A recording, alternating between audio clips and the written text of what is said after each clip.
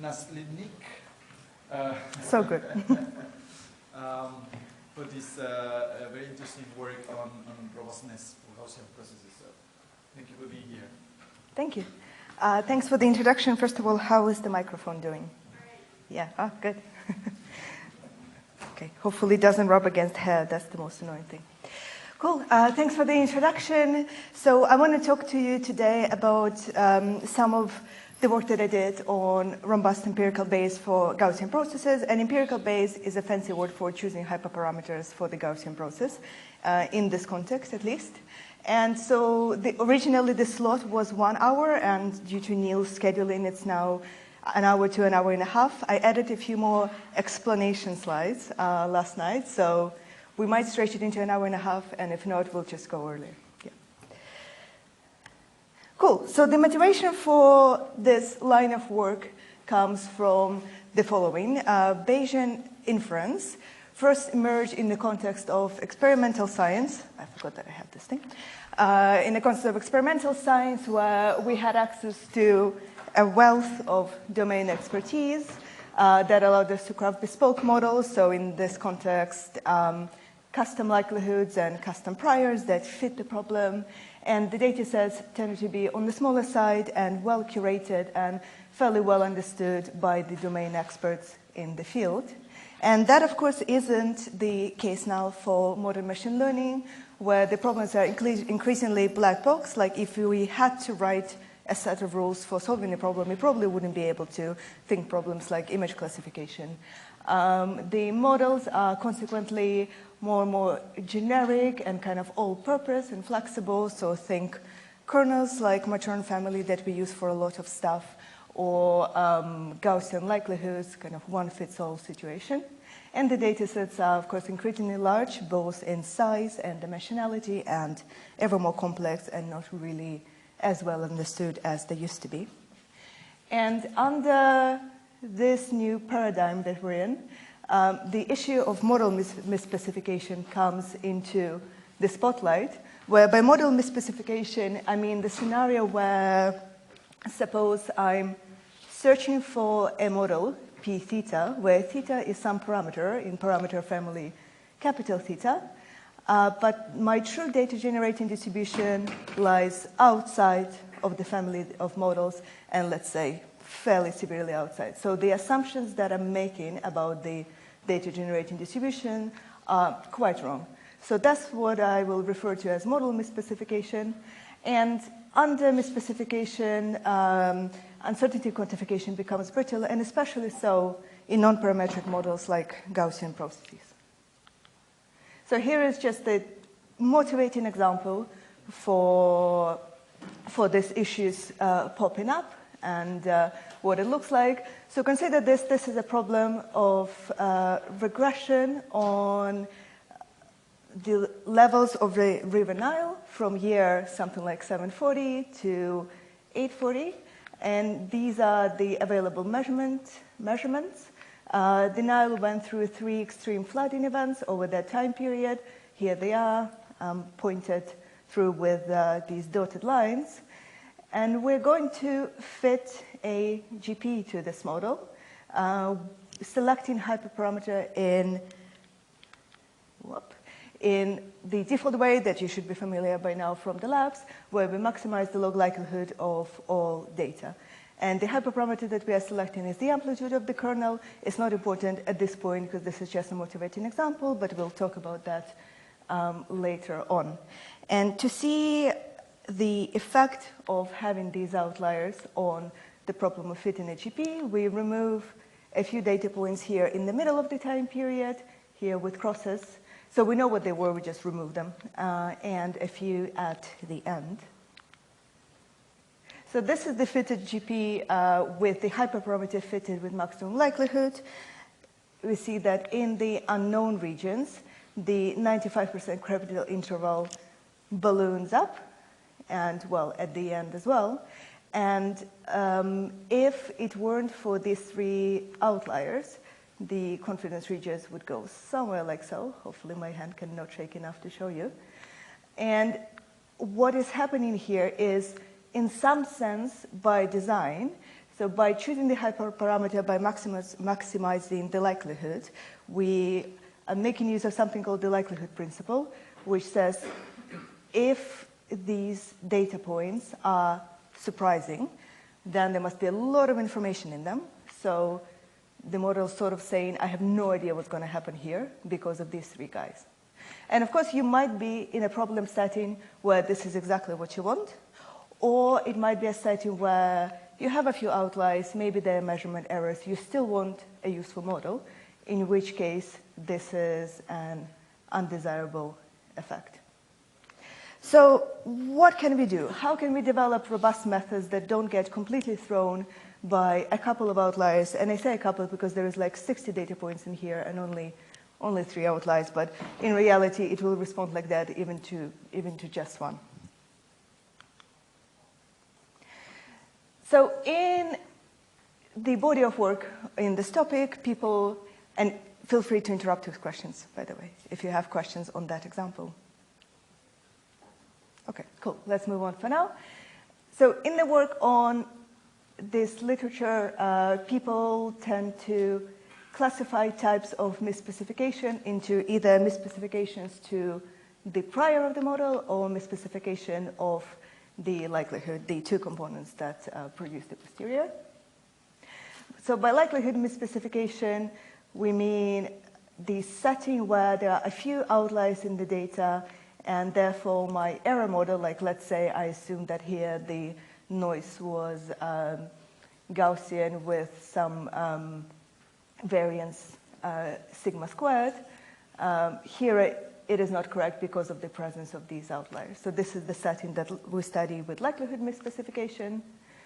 And the second setting is smoothness misspecification, which is a type of misspecification of the prior, where we say, suppose that the true function, the function that we're modeling, the true data generating process, has a certain smoothness, like let's say it has a smoothness, the same smoothness as the samples from a GPU with Merchant 5.2 kernel has. So these are these guys, they're pretty smooth. But we're modeling it with a Merchant 1.2 kernel, which is way squigglier. So this is smoothness misspecification. How does maximum likelihood estimator behaves in the presence of such misspecification? And if it does something undesirable, what other things can we propose to work well in this setting? And before I continue talking about misspecification, I should say that this, of course, is a toy example where we know the exact smoothness of the true function. So, of course, if you actually know the exact smoothness of the true function, you might as well just pick a prior that fits your smoothness better. But let's just depart from it mentally and suppose that we are in a black box model situation, so we don't actually know what the smoothness of the true function is. And we just want a method that will produce something useful even if we guessed the smoothness incorrectly. So that's the motivation. Are there any questions at this point? So now we're going to go into smoothness misspecification and talk a little bit about what's happening there. Before we do that, any questions on this part? Yes? Would maximizing the margin likelihood allow us to detect the smoothness which is required? Detecting the smoothness by maximizing marginal likelihood. Like So, yes, so you are talking about having a sort of a hierarchical model where at the first step you're choosing the kernel, and at a second step you are, fitting hyperparameters. So you can do that. It will generally be quite costly and may not be feasible within your computational budget, especially if you're in a setting where evaluating the true function is quite expensive. But that's kernel selection, where you select between the types of kernel rather than just choosing the hyperparameters is definitely a way to go, but it's often not feasible in more expensive problems. Any more questions? Cool. Okay, so On smoothness misspecification, there has been some promising empirical results in the literature for the behavior of the leave one out cross-validation estimator in the presence of smoothness misspecification. So leave one out cross-validation estimator of hyperparameters of the kernel. It's not limited to the kernel. You could also choose hyperparameters for the mean, but we'll be mostly talking about kernels here. Is instead of maximum likelihood, which is maximizing log likelihood of all data, we're going to maximize the sum of log likelihood of data point I given the rest of the data. So think of it as I have obtained, let's say I have n data points, I'm obtaining n minus 1 posteriors, which each of the posteriors is a result of dropping data point I, and then I predict the likelihood of that held out data point using that obtained posterior, and I'm sending that to the maximum. Of course, that sounds quite expensive, but that estimator actually has a closed form for the noiseless GPU regression setting and can be approximated for a noisy setting. So this paper here, if you're interested, so outlines some empirical successes for this method. But in fact, we can prove mathematically that it does behave better than maximum likelihood. And let me explain quickly what I mean by better in this setting. So by the properties of the Gaussian distribution, for any desired percentage, I can define a credible interval that looks like that. That's posterior mean minus alpha posterior standard deviation, posterior mean plus alpha standard deviation, such that, for instance, for alpha given 1.96, 95% of all samples from the GP will lie within that interval. That is the often affectionately called the sausage that we plot in the Gaussian process visualization plots, and these are the things that Carl Henrik was advocating against on the first day of the summer school. He's not here, so we're going to do this. I'm only joking. The sausage is good if it's used if it's used correctly. So here the meaning of it is the chances of the sample from the GP lying within this interval is some function of alpha. I didn't write what function of alpha here because it's unnecessary technical details. It's some inverse CDF of the standard Gaussian relationship. Right, so I have these wonderful, easy to compute credible intervals, but are they well calibrated? So what if I know that 95% of samples fall between this guy and this guy? Can I say the same about my true function? Will asymptotically, as the number of points that I'm fitting on, that's what asymptotically means, goes to infinity, can I guarantee that the true function f, let's say this is a true function here, that the true function f falls within the credible interval? This is the same as saying I want the true error here. It's a absolute value of the difference between true function and the posterior mean. I want the true error to shrink at the same speed, or at least not faster or not slower than the width of this interval.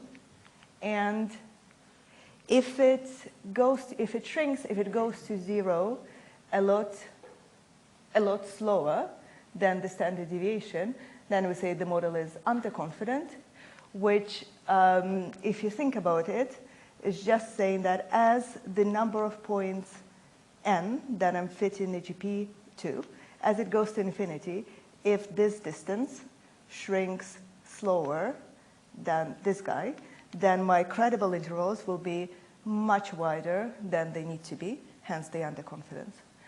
And this,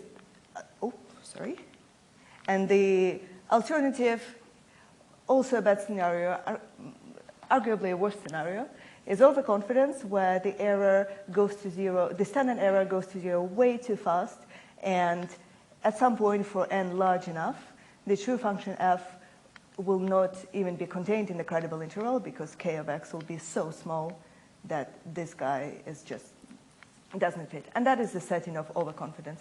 So from now on, when we say underconfidence and overconfidence, that's what we mean by that. And we want to study this ratio here and to prove or give some strong indication that this scenario or this scenario will not happen. I realize I just threw a lot of equations, so are there any questions at this point before we move on?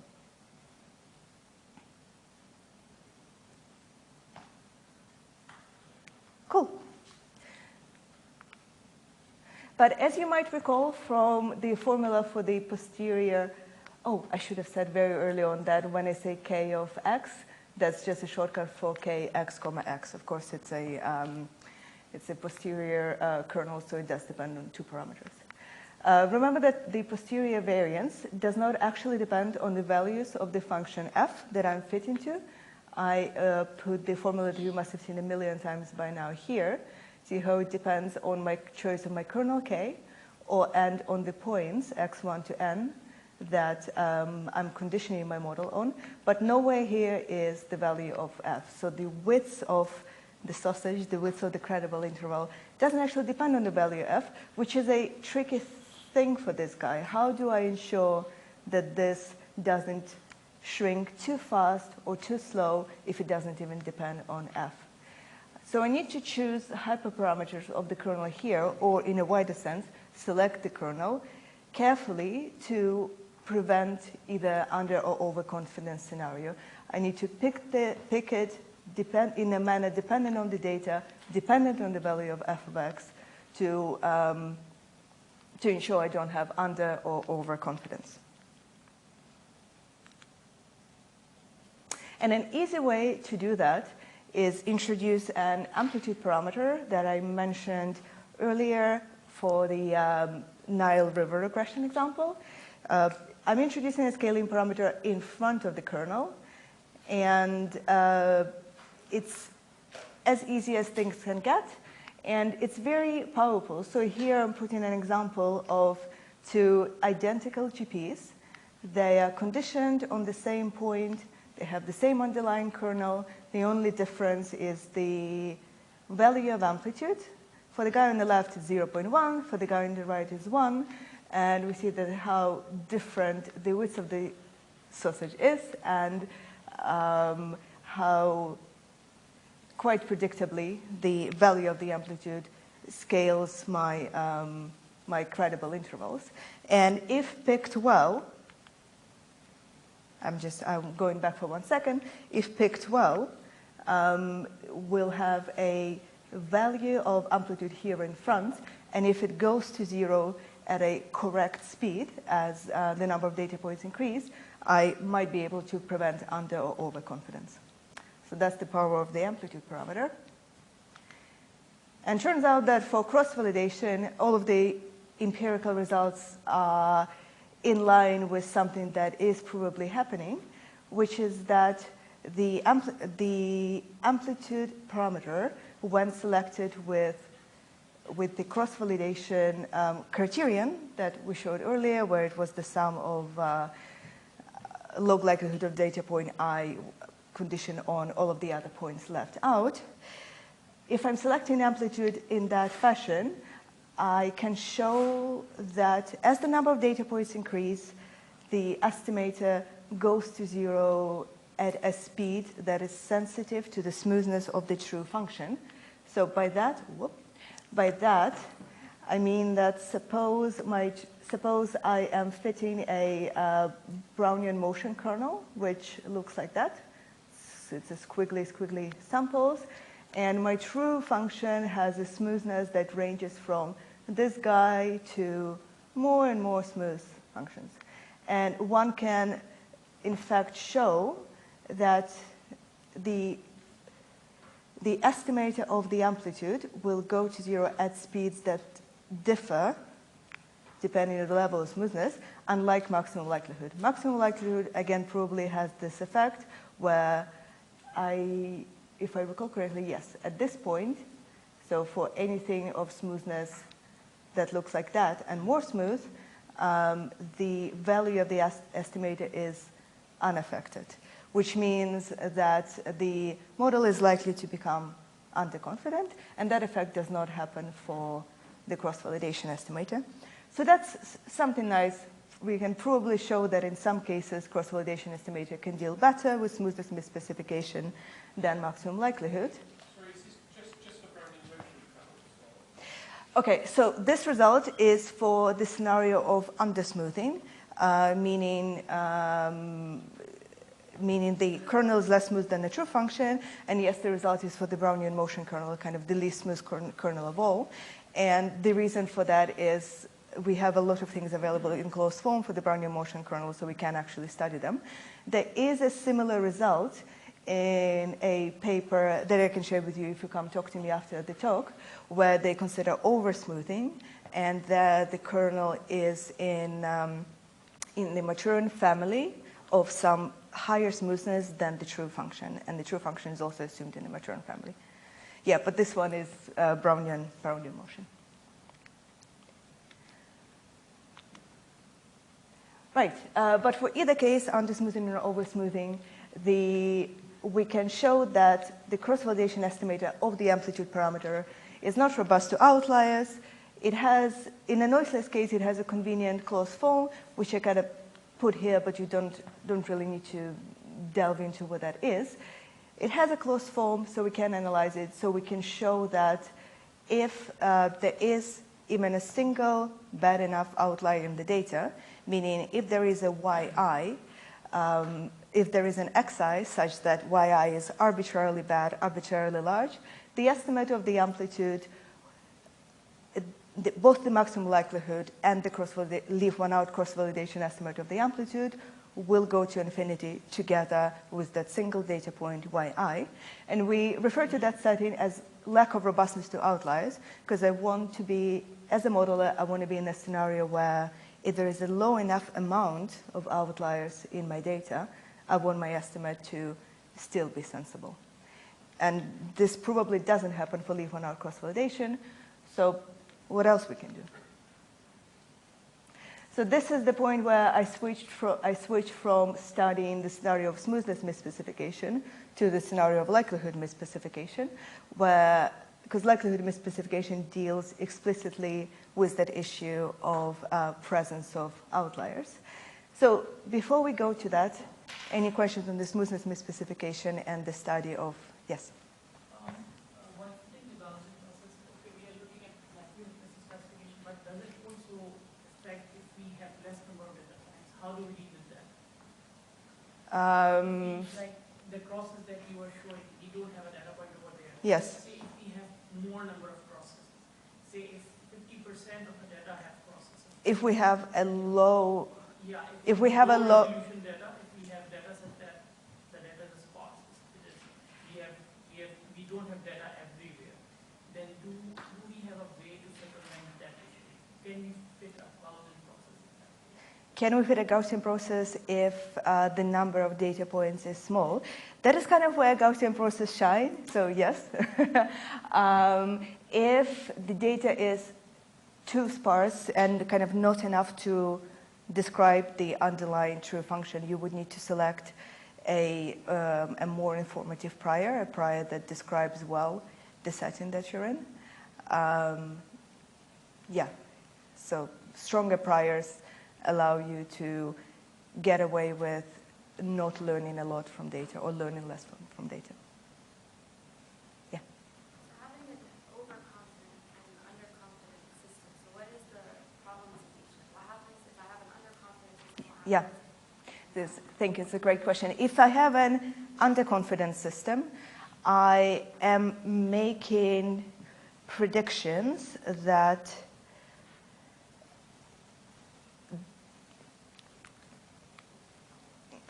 let's say my end user wants me to give them a range of values such that I am 95% confident that the true value will lie somewhere there. If the model is underconfident, if that 95% credible interval is too wide, I'm giving them something entirely unusable, right? I'm saying you want to predict the cost of a house in London, and I'm saying, oh, it's somewhere between £5 and £5 million. So something like that. So that's the cost of underconfidence. The cost of overconfidence is I'm confidently saying the cost of that house will be £1 million, or between £1 million and 1 million and 2, and the true value is, I don't know, 3 million. So I'm just giving them wrong predictions. So the first is something unusable, and the second is something flat out wrong. Are there any more questions? Yes. So when you said about your amplitude parameters, Yeah. and how you can retrospect well when you prevent under and overcutting, what do you mean by like if it goes to zero the correct speed? Yeah. So it's a bit of a construct that is useful in theoretical analysis. So I don't expect practitioners to actually go, oh, at what speed does this thing go to zero? I need to blah, blah, blah. So let's say I introduced an amplitude parameter in front of the k here. So I have like square root of theta here, assuming a noiseless scenario. Then if I amend the way that I select theta such that in such a way that ensures that this resulting ratio does not go to infinity as the number of data points go to zero, and doesn't go to zero as the number of data points goes to zero, then I can say that I prevent under and overconfidence. So what I'm skipping here is that I do have some information on, in my theoretical setup, I have some information on how fast this guy goes to zero and how fast this guy goes to zero. So I can counteract it with the amplitude parameter.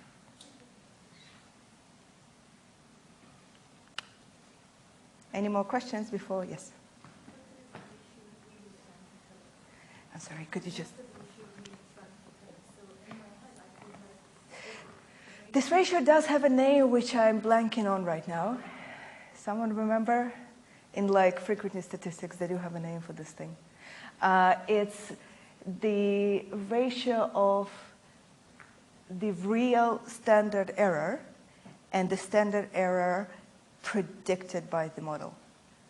Ideally, it would be awesome if they were equal. Yeah, it would be awesome if they were equal. I could say that, oh my God, my model is exactly correct about the error. And this guy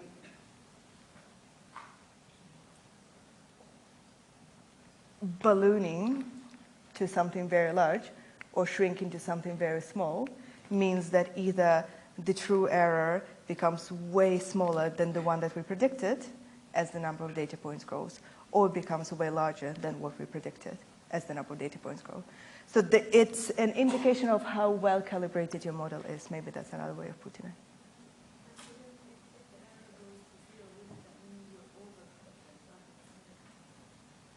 If the error goes to... So there is a notion of, so this is the true error, and this is the error as predicted by the model. And both of those things should go to zero as the number of data points increase. So imagine your training data grows and grows and grows and grows. Hopefully, if your model is worth anything, you will become more and more and more accurate, both in the sense of your true error will become smaller and smaller, and your predicted error will become smaller and smaller.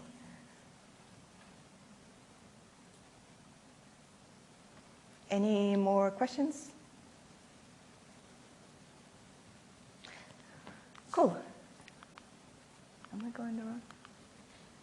Okay, so the framework of likelihood misspecification considers the setting where something is going wrong with the assumptions on the error with my model. Let's say there are some outliers introduced into the data. And in similar settings where we fit in not conditional models, but just comparing two probability distributions, certain robust distance-based methods have given us great successes. But previously proposed distances between conditional distributions are intractable, so we can't just transport it to this setting.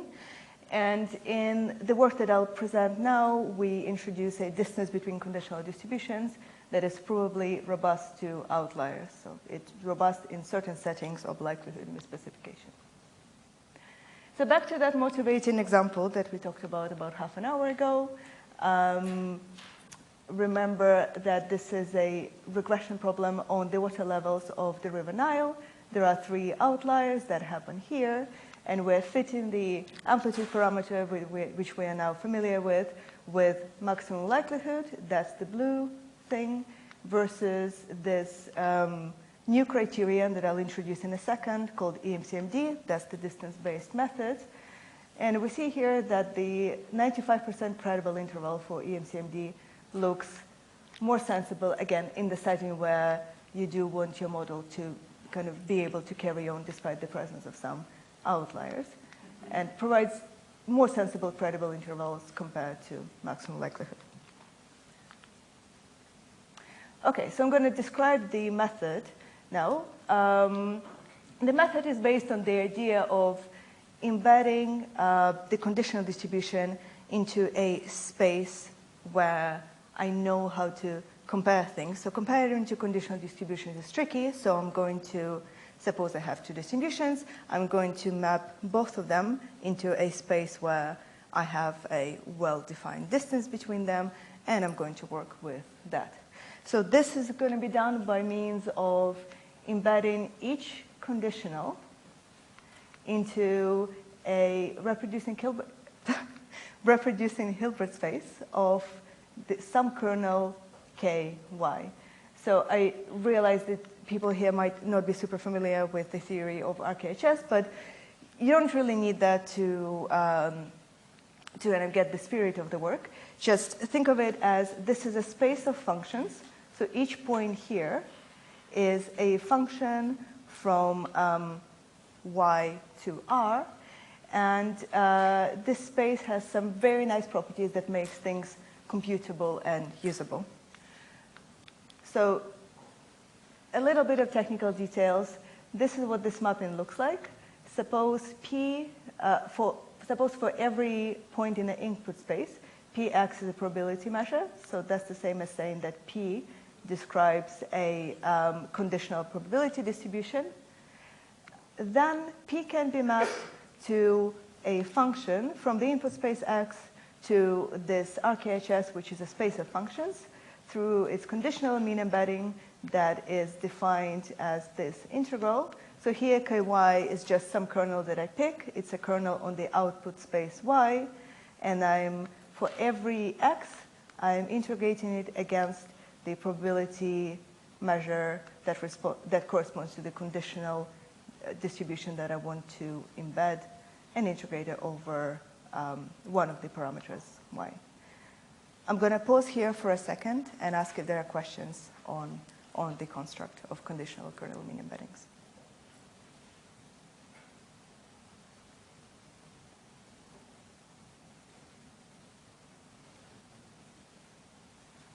Cool. Are there any questions? Okay. So now we're going to define the distance between conditional distributions using this embedding that are introduced.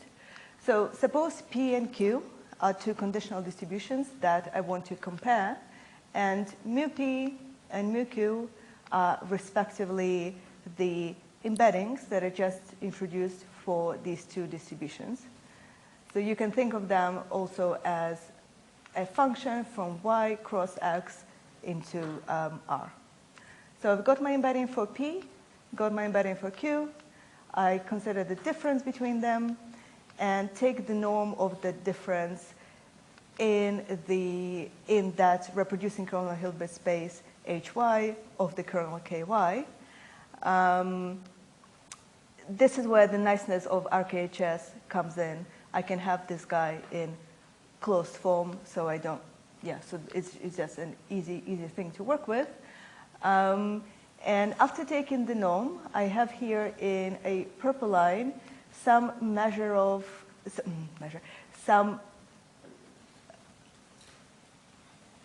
yeah, let's say measure, some measure of discrepancy between P and Q at every point on the input space X.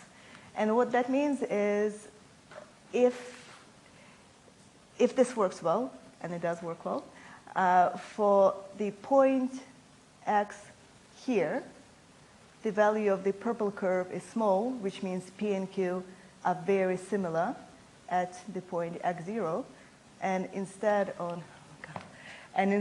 at, let's say, x1 here, the value of the purple curve is larger, so P and Q are more different at that point in the input space. So that's all well and good, but to really compare P and Q, like I want a single number. I don't really want to see how they differ across all space X.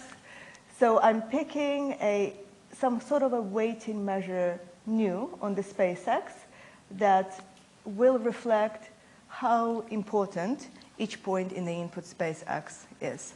So this guy here is saying, I really, really care about P and Q being similar in this region of space. And in this region, I don't particularly care. If they're different there, that's fine. That's not what I'm interested in. If we know nothing else about the problem, nu of X can be uniform, just, and if X is bounded, you're just saying everything is equally important. We can use the available points xi to approximate nu of X, just judging that xi should tell us something about the importance of being similar at every spot X. Or if this is done as part of some quadrature procedure, so evaluating some integral, the measure of the integral can act as nu of X. So what I described here is the construction of EMCD, the distance between conditional probability distributions P and Q.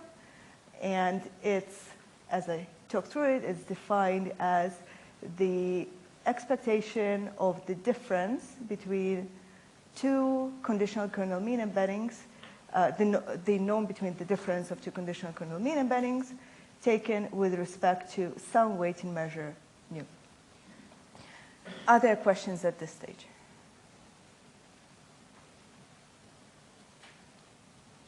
Yes?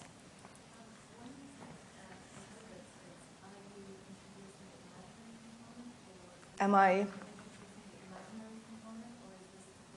No, maybe I should write very quickly what an RKHS is. So let's say KY, I'm really loud now. Let's say KY is my kernel. Can people see this, or is this too small? No? Yeah? Oh, man, okay.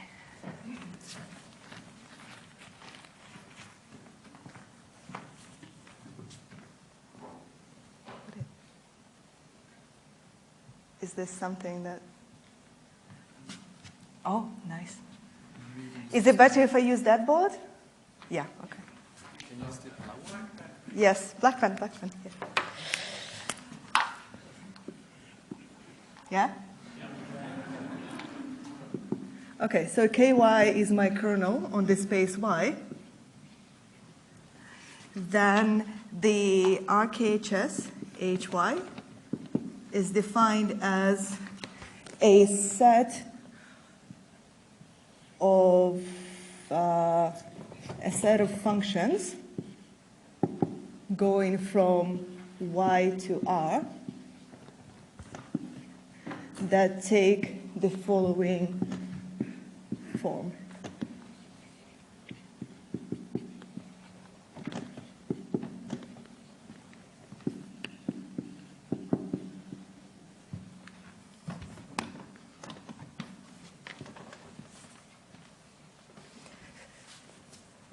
And the line here is the closure of the set, which just says I'm introducing, I'm going to skip some details now. I'm introducing some metric on this space, and I am making sure that if a sequence of functions in this space goes to some other function, then in the limit, that other function will also be in that space.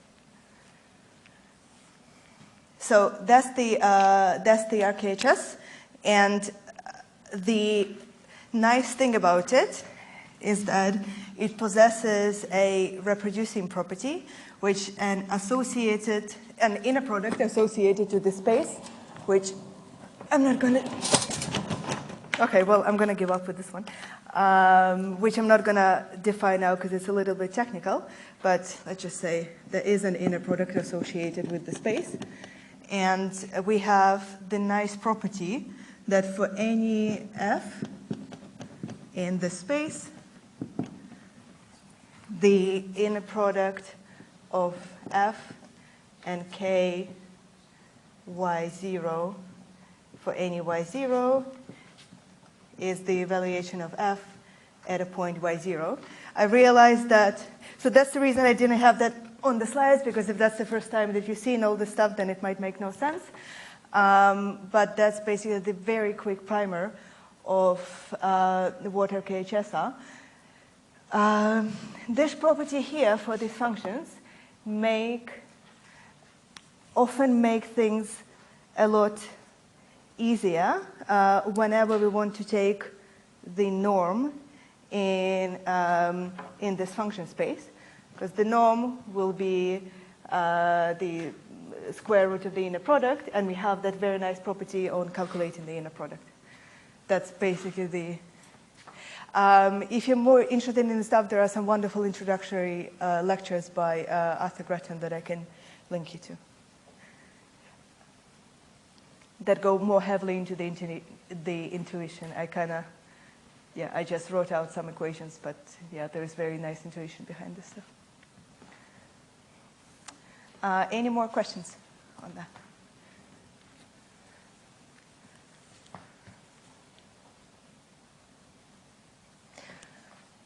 Cool. So what we've done here is at some point I did some clicking. We have introduced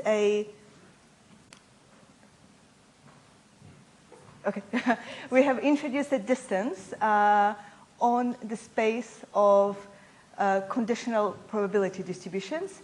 And I keep saying the word distance. It is if you're a mathematically inclined person, it is a distance under some fairly mild assumptions on the weighting measure nu and the kernel ky that was used to spin up this RKHS. RKHS is reproducing kernel Hilbert space. So now, what has all this fuss has been about? We want to use this distance to select an optimal value for some parameter theta. Let's say p theta describes my model, and q is my true data generating distribution. I'm just going to use this notation mu theta for the conditional kernel mean embedding of p theta, just for the sake of keeping things short. And we'll target the parameter, the value of theta star, that minimizes the distance between the embedding of p theta and the embedding of q.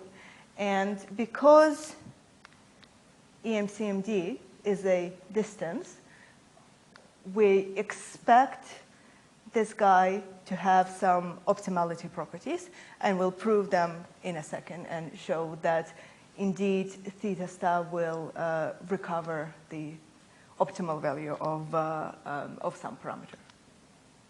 But first, remember how I said that Q is the true data generating distribution, and if you remember, mu Q is defined as an integral of something, something, something that relates to Q. Of course, I do not have a closed form for Q in most problems, so consequently, I won't have a way to evaluate this integral, right? I don't even know what Q is. So instead, I'm going to need to approximate mu Q here using some set of points that I have from Q.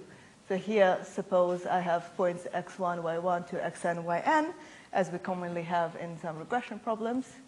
And I'm going to introduce an approximation to mu Q in a second that's just based on a set of points. And similarly, I'm going to assume that I don't have access to nu, whatever it is, the weighting measure, and instead I just have a bunch of points that I'm saying were sampled from nu. And again, in practice, perhaps these points will be the same as the points xi, if that's the way that I want to choose nu. Right. So the approximation to the embedding of Q is going to look like that. And it might look a little bit familiar. It kind of resembles the mean of a Gaussian process. Well, this is the result of running something called vector-valued kernel ridge regression with kernel kx on these data points x1, y1 to xn, yn.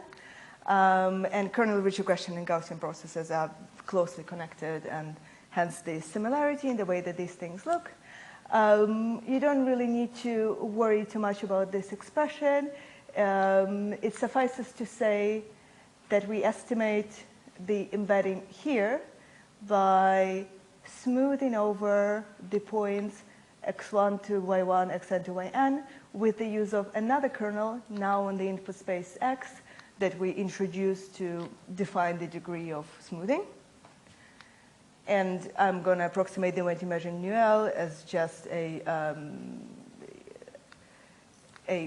Markov sum over the available points xi. Right, so now that I have my approximations, I can define an approximate EMCMD that for which the weighting measure is the approximation over the original weighting measure, and the embedding of Q is again an approximation with that uses point x1 yn to xn yn. And I'm going to say that theta hat, that depends on n, the number of points here, and L, the number of points in the weighting measure, is the minimizer of this approximated EMCMD. And the next question is how, okay, fine. And the next question is how close is this guy that I can target to theta star, which is the minimizer of the true EMCMD. And that's what we're going to talk about now. This should really be reverted. We should say theta hat and L goes to theta star. But whatever. We're going to show that as the number of points n and L grows, this estimate theta hat becomes closer and closer to the desired theta star. So we can use this estimator and expect it to be sensible. Other questions at this point before we go into theoretical guarantees? Yes? I understand like, how you pick a kernel if you're interested in functions and stuff, but how does the choice of kernel play into The choice of... I don't understand like, the relationship between what a good kernel is. Yeah, that's very understandable. So first of all, kernel ky is just a kernel in the space y that's used to define RKHS that I'm going to embed stuff into. And those are generally very non-fussy. You can pick an RBF, that's fine. Amplitude of the kernel of ky doesn't matter because we're just minimizing and it's basically just a multiplier. Length scale, so we picked it as median of the data, and that worked fine, but it also didn't respond particularly strongly to different choices of length scale. So this is just on ky. Basically, ky is not particularly fussy, and I think that that's because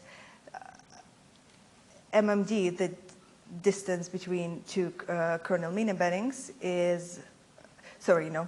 That's not what I should be saying. The kernel mean embedding is an injective mapping for certain ky, and for instance for ky RBF, and it's injective regardless of what the length scale is.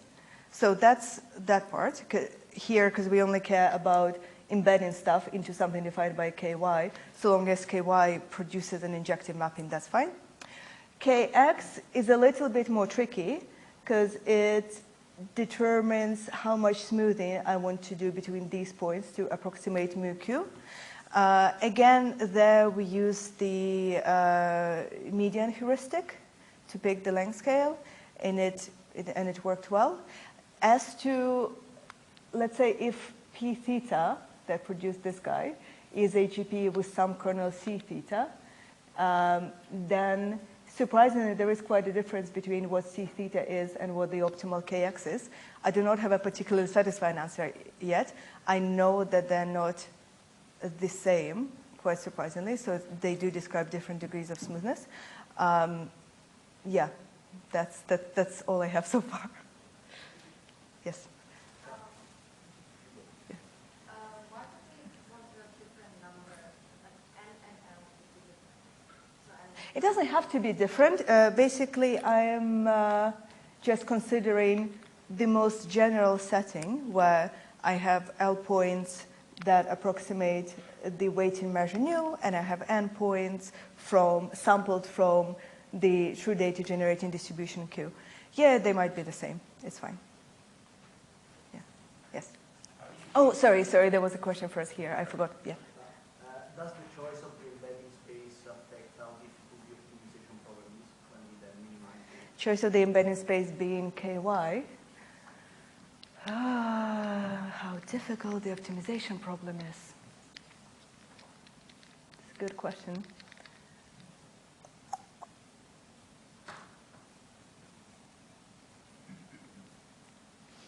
I imagine it must, because the landscape that you're optimizing over will depend on what HY looks like, and what HY looks like will depend on the kernel. My intuition, which is that the smoother KY is, the easier the optimization problem will be, because I imagine that also translates to a smooth optimization landscape. And that's kind of why we picked KY being the RBF kernel, which is infinitely smooth. But that's just an educated guess. I'm not convinced. Well, no, in experiments, I did see less success if I replaced KY with some very smooth matroon. So I think, yeah, more smooth KY is better. Yes? So, if I understand, you're trying to optimize the right beta star by choosing a certain amount of N and L, because the more you increase, the closer it gets to the... N and L will be normally given by the problem. So the real setting would be I have access to some data and I'm doing the fitting. And let's say N and L goes to infinity, is a theoretical framework that basically allows me to say having more points is better, and if I continue gathering points, I will get closer and closer and closer. Of course, in reality, you probably won't be gathering points. You will have a certain number of points and you're down there. So this is just a guarantee that a method is not insane, that it doesn't get worse when you have a large number of points. Any more questions?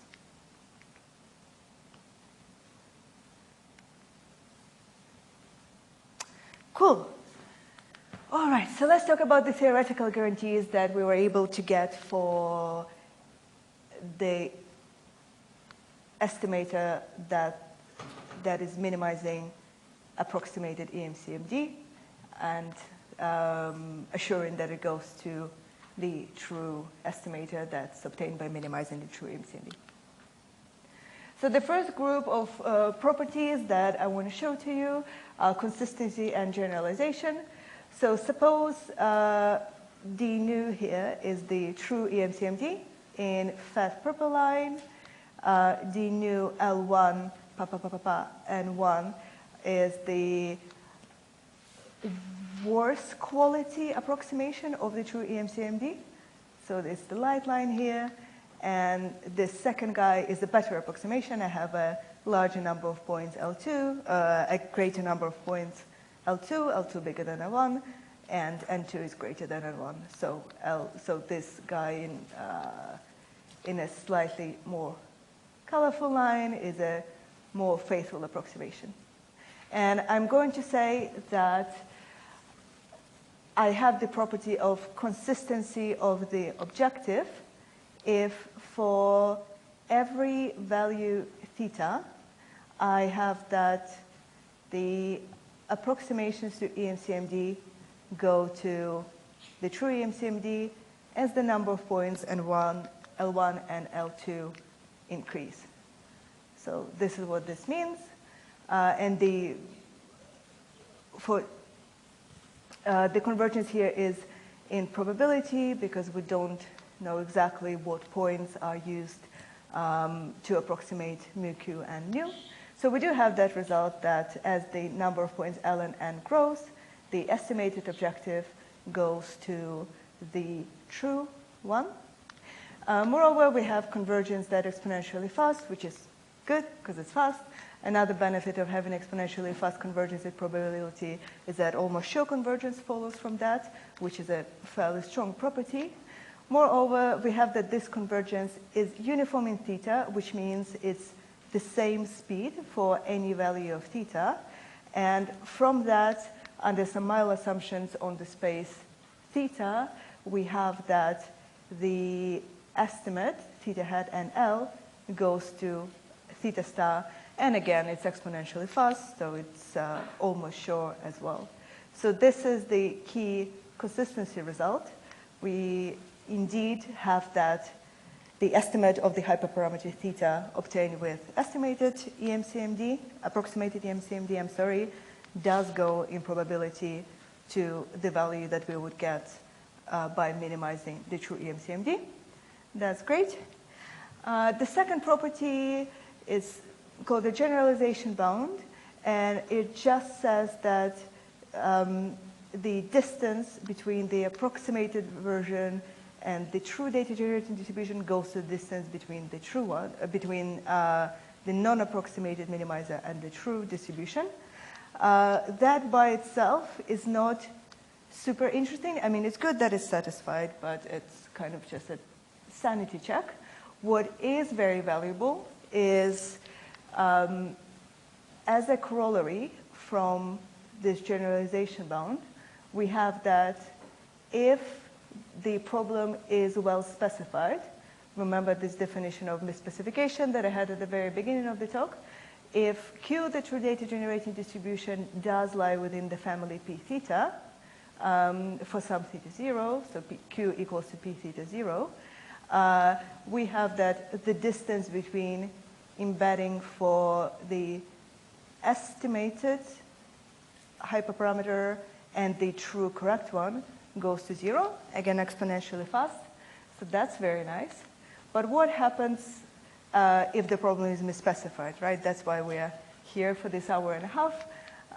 We want to have some guarantee that says if Q is almost equal to some p theta 0, if it's misspecified but the degrees or misspecification is limited, can I say something about the convergence of this object to perhaps almost 0? And hopefully these two almost can be connected.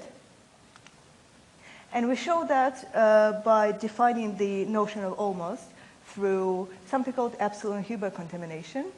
Epsilon Huber contamination setting assumes that the true distribution Q is a sum of p theta 0, so the well-specified bit, and some contaminating distribution R, and R is multiplied by some epsilon that's hopefully small, and theta 0 is present to the component of 1 minus epsilon. So it's basically saying if I have n data points, I can expect that 1 minus epsilon times n will come from the well-specified distribution, and epsilon times n, hopefully epsilon is small, comes from some rogue contaminant distribution R. And this will be my outliers. So this is a setting that describes the presence of outliers. And we prove that if Q takes this form for some epsilon, for some true value theta 0, the distance to the embedding of the true theta 0 goes to not quite to 0, but to C0 epsilon, where epsilon is the same guy that appears here, again exponentially fast. C0 here doesn't depend on R, which is quite nice. So we have that if epsilon, let's say it shrinks to 0, it reduces, this distance will also go to 0, which is the desirable robustness property. Right, so all I have left are just some numerical experiments that show that this minimization of approximating EMCD does work. Are there any questions on the theoretical guarantees before I go to numerical experiments? Yes? Yeah. So the constant will depend, let me just remind myself very quickly. It will not depend on R. It does not depend on epsilon.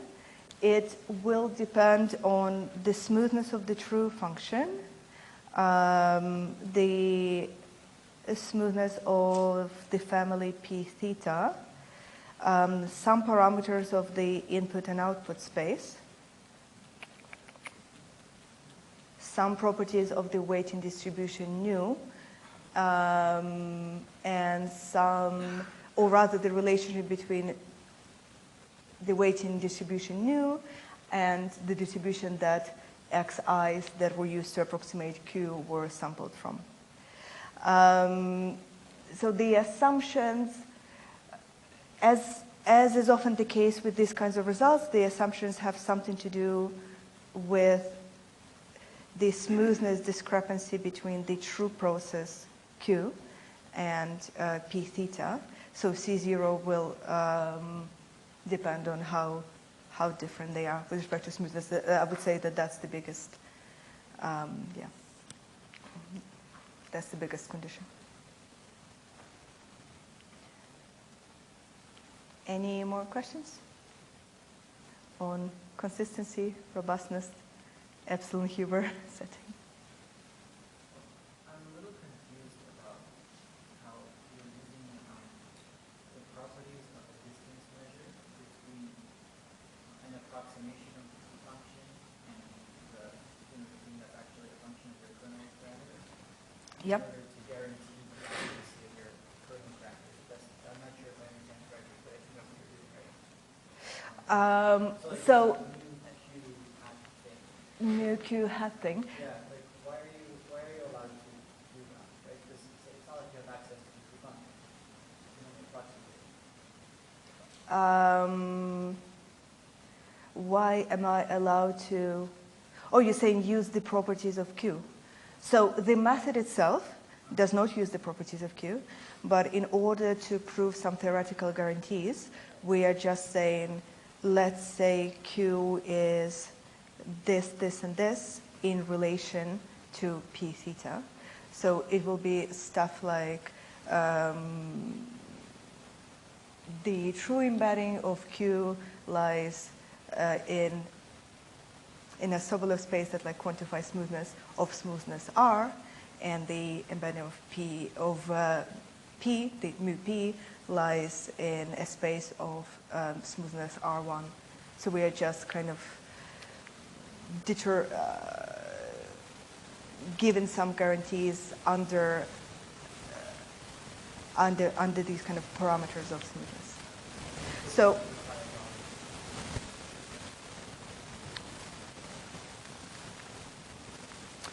applying the method does not require knowledge of Q, but the form of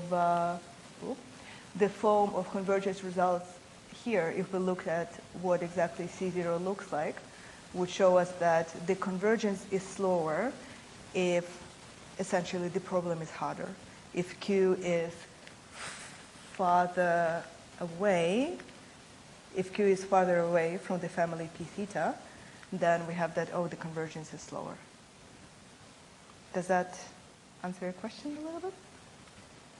We can talk more later as well. Any more questions before we move on?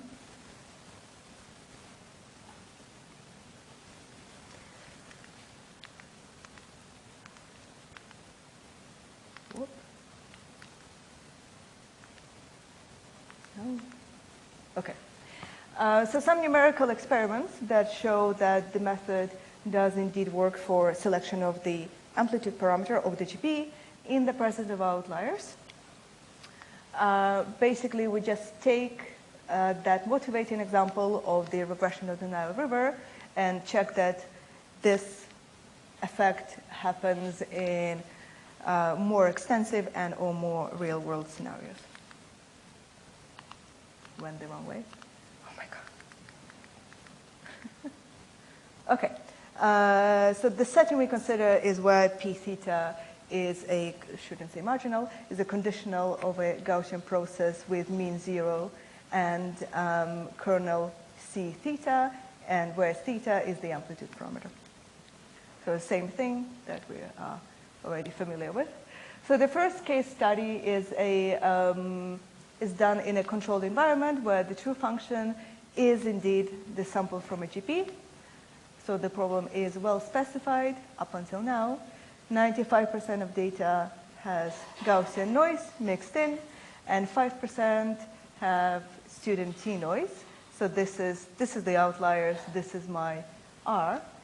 And let's say that the modeler assumes that the noise is Gaussian. So 95% of the data is well specified and 5% isn't. And we check how good three methods, maximum likelihood, leave one out cross-validation that we were introduced to at the beginning of the talk, and EMCD are how good they are at estimating the amplitude parameter in the presence of outliers. The three plots here are ordered in the order of the growth of the severity of contamination, meaning the variance parameter of the student T distribution, the contaminant one, grows from left to right. And what we see from these plots is that, as pointed out earlier, maximum likelihood and leave one out cross-validation are not robust to outliers. As we get tougher and tougher outliers, we see that the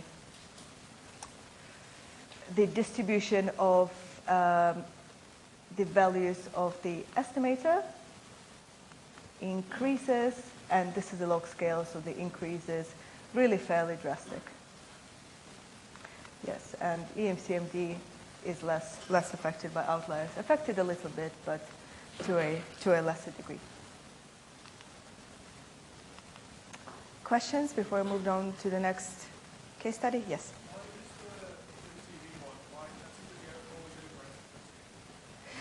Yeah. So, yeah, the low CV one is really not doing great here. Why?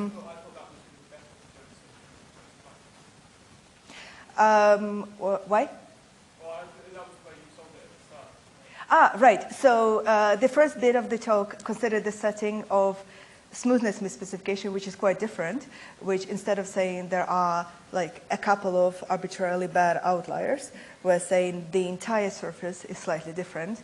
And evidently, well, at least according to this experiment, cross-validation really doesn't deal well with the there is a couple of bad guys situation.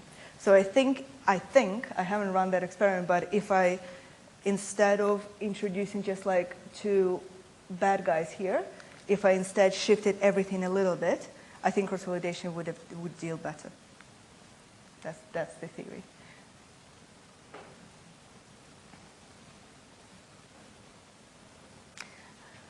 Cool. Second experiment is closer to the real-world setting.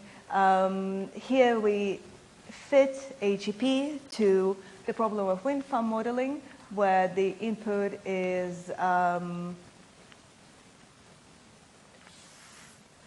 four-dimensional, if I recall correctly, and has to do with relative locations of wind farms and angle of wind. And the output is the amount of energy produced.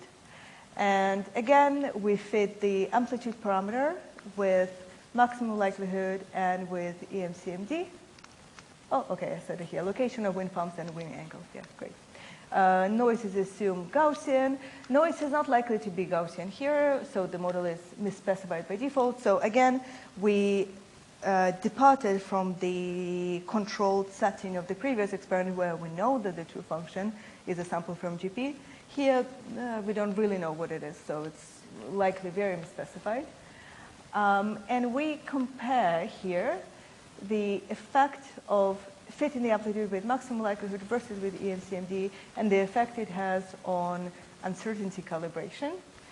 We plot these calibration plots here, which are essentially those ratio guys that we mentioned in the leaf-on-out consolidation part of the talk, where on the Y scale, we plot the proportion of the data. Sorry, let me go the other way. On the X scale, we plot the proportion of data that should fall in a certain credible set according to the model. So remember how it was like 95% for some value of alpha. And on the Y scale is the proportion of data that in reality fell into that set. So the ideal calibration curve would be just Y given X, which is the model says 95% should be here, and in reality, yeah, exactly 95% is there. Wonderful. A curve that is above Y given X is underconfidence, is the effect of underconfidence, where the model said 60% of the data, only 60% of the data will be here, but in reality 80% of data is in the set. So the model is overly cautious. It could shrink its credible sets. And under the curve is overconfidence.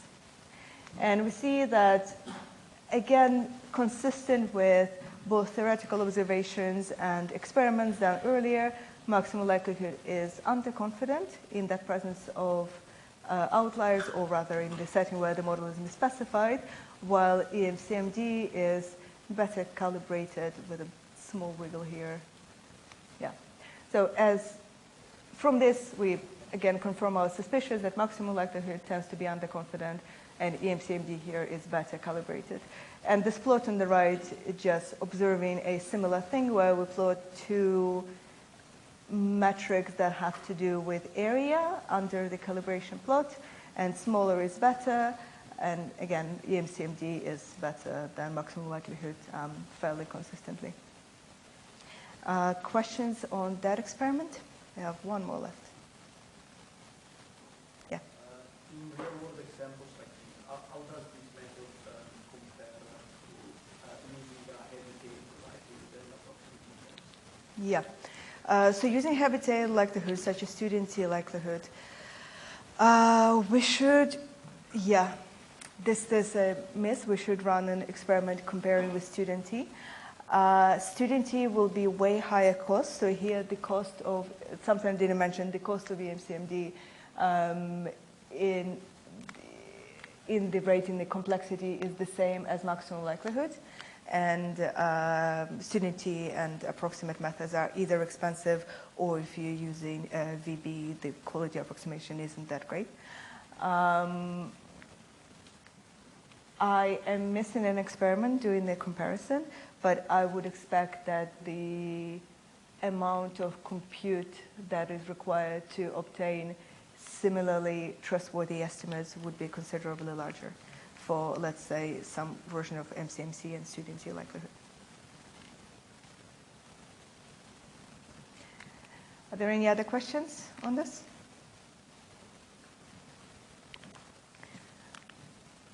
Cool. Last experiment, back to the first talk of today, misspecified Bayesian optimization. In Bayesian optimization, as we all recall, let's say the task here is to find the maximum of the function, of some unknown function, by fitting a GP to it. And in this setting, the impact of, there is an extra impact to outliers. Let's say I'm in this setting here where this guy is the ground truth, those are the observations, the crosses are either of the maxima, and my outlier is somewhere here at the bottom, so it doesn't even affect the location of the maxima, so it shouldn't have a big effect on my looking for the maximum of the function.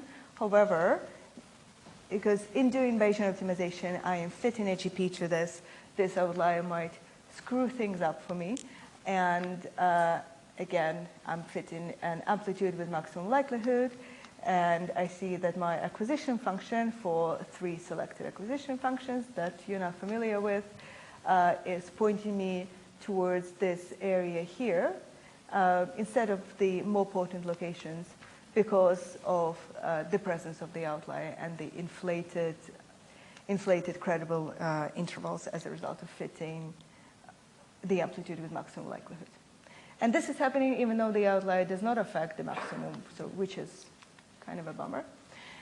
And we are hoping, as we will see from the experiment, that this is confirmed in a certain setting, that EMCMD and unlike maximum likelihood will not have this effect of blowing up the uncertainty and won't force the acquisition functions to sample in regions that aren't really that interesting and where the exploration, the desire for exploration from maximum likelihood method has been overinflated. So here the red dot in this toy example is where EMCMD is where the sampling would happen according to all these acquisition functions with the amplitude fitted with the EMCMD, and the blue point is the same but with maximum likelihood. And in this experiment, we checked that indeed this is what happens. We're looking for maxima of the Hartmann 6D function and see that if I plot the cumulative regret in the setting where the amplitude is fitted with maximum likelihood and the amplitude fitted with EMCMD, the cumulative regret is smaller, both in the case where there are no extra outliers added to the Hartmann 6D functions and where there are outliers. So here we have 10% of outliers, and consistent with the setting described in the previous slide, we have all of them under the maximum, so they don't affect the location of the maximum. We see EMCMD doing better than maximum likelihood even in the no outlier setting, and that is again because the model is misspecified likely even in the absence of outliers. Like EMCMD here, the model being fitted here has a Matern 5.2 kernel, and I think Hartmann 6D function is a way wigglier than that. So the no outlier setting is misspecified as well. Why are you plotting cumulative regret? That's not really a measure of how good a variable prediction are. Why not? You're interested in how good a solution you found. You get high cumulative regret by finding like a reasonably good solution and keep hitting it. Interesting. So we did also plot just the value of regret at each step, and saw the same dynamic. Does that mitigate the issue if I just plot regret? Well, you want to think of simple regret, so like just the best. I guess. Yeah. I have those two, and it does look the same. But yeah, that's interesting. It's a good point. I haven't heard of that. Does that, if I plot cumulative regret for 2 methods and see that one is under the other, does that still not say that one is better than the other? Yeah, let's say it hits the same point, but the other one can't even get to that point. Yeah, I think there are statistics where they might not. Really? Interesting. Okay. Okay. Okay, that's good to know. We might replace this plot with the simple regret plot. Cool. So that's all I had on EMCMD. Just to do a quick recap, we introduced a distance between conditional probability distributions called EMCMD. This is a pictorial representation of it. We proved optimality, in certain sense of optimality, of parameter estimation based on approximate EMCMD. Something I wanted to point out, we only approximated the embedding of Q here because P theta was a GP, so for certain kernels KY, I have mu theta in closed form. If I want a different model where mu theta is no longer available in closed form, I need to estimate mu theta as well. And the same optimality properties will hold under a few reasonable assumptions about smoothness of mu theta, which are expected. And next, of course, this entire talk has been about the problem of estimating hyperparameters, but after hyperparameters are estimated, we are at an inference step, and doing inference with non-robust likelihood might create more problems. So we'd like to look into applying this distance-based method to the inference step by means of robust generalized Bayesian inference that replaces the likelihood with some notion of distance. And that's it. Thank you.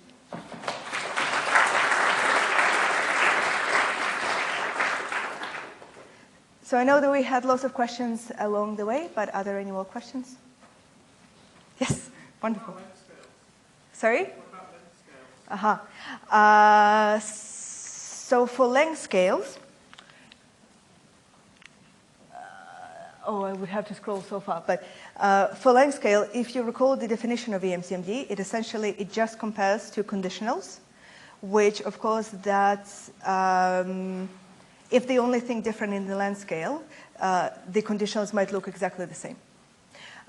So we can't use EMCMD for length scales. What we can do is do some sort of bivariate EMCMD where we look at the relative, where we look at two-dimensional conditionals instead of one-dimensional for length scale. I have not done that. That is TBD. There was another, yes? Yeah, so just to clarify, you're often comparing the maximum likelihood. I think we would be looking at typically using maximum marginal likelihood. The same, that's the same. It's the same, yeah. It's a different words, it's the same thing. Yeah? Is there something like a witness function that we could use to diagnose which data points are having the biggest effect on our hyperparameter learning? Like an MMD, we get a witness. Yeah. So I think you totally could use, well, not EMCMD, which is just MCMD, to rank data points by outlierness and then introduce some sort of weights in the likelihood. I think that's feasible. I do have more trust in distance-based methods, but that's another way to go, I think. Are you asking in connection to some of your work, or just? I was just kind of interested if there was something like the witness function that would help me diagnose where outliers could be in the data set without needing to pre-assume like a robust likelihood. Yeah. So the outlier removal tends to be a hard problem, especially in high-dimensional spaces. Oh, yeah, I have not tried applying MCMD to that, but might work. Don't know.